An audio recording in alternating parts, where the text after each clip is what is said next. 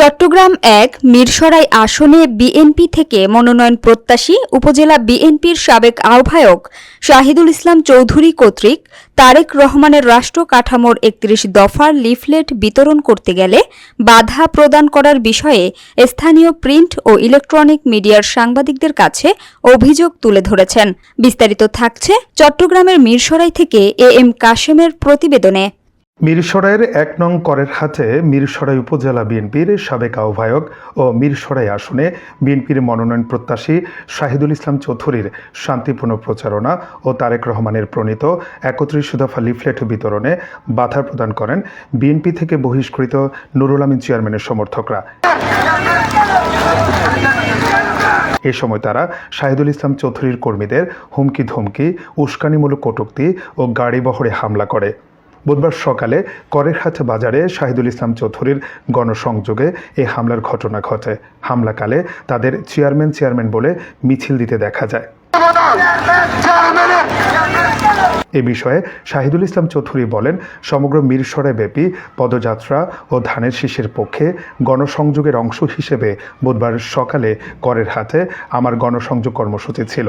এর আগে আমি বেশ কয়েকটি ইউনিয়নে গণসংযোগ করে জনগণের ব্যাপক সাড়া পাই। আমার সকল গণসংযোগে বিপুল জনসম্পৃক্ততায় ঈর্ষান্বিত হয়ে একদল বিপথগামী ও বিএনপি থেকে বহিষ্কৃতদের অনুসারীরা করেরহাটে আমার শান্তিপূর্ণ গণসংযোগে বাধা দেয় এবং এক পর্যায়ে হামলা করে। যারা এই ঘটনা ঘটিয়েছে, যাদের নামে স্লোগান দিয়ে তারা ঘটনা ঘটিয়েছে, তাদেরকে দল বহিষ্কার করেছে এবং তারা এই বহিষ্কার তাদের বিভিন্ন সময় তারা বলে থাকে যে মিরসরাইয়ের অন্যান্য নেতৃবৃন্দ তাদের বিরুদ্ধে কান ফোড়া দিয়ে বা ষড়যন্ত্র করে তাদেরকে বহিষ্কার করেছে। এই কথাটা সত্য নয়।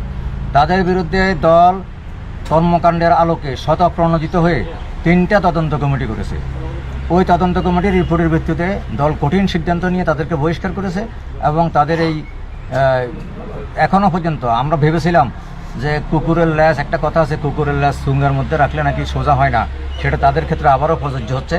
তাদেরকে বহিষ্কার করার পরও আমরা ভেবেছিলাম তারা সংশোধন হবে, পরিবর্তন হবে, কিন্তু তারা আগের মতোই যে কুকুরের লেজ বাঁকা সেটা তারা প্রমাণ করবে। কমান্ড তাদের বিরুদ্ধে তো ব্যবস্থা নিয়েছে এবং তাদের এই অপকর্মের বিরুদ্ধে আমি বলবো হাইকমান্ডের সিদ্ধান্ত ইতিমধ্যে আমরা পেয়েছি। আইনানুগ ব্যবস্থা, প্রশাসনের দৃষ্টি আকর্ষণ করব তাদের বিরুদ্ধে আইনানুগ ব্যবস্থা গ্রহণ করার জন্য, অপরাধের বিরুদ্ধে।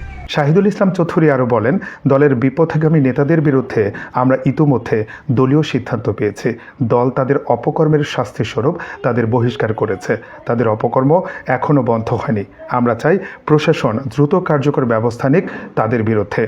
যদিও অভিযোগ অস্বীকার করে অভিযুক্তরা, তারা জানান তাদের বিরুদ্ধে অপপ্রচার চালাচ্ছেন শাহিদুল ইসলাম চৌধুরী ও তার সমর্থকরা।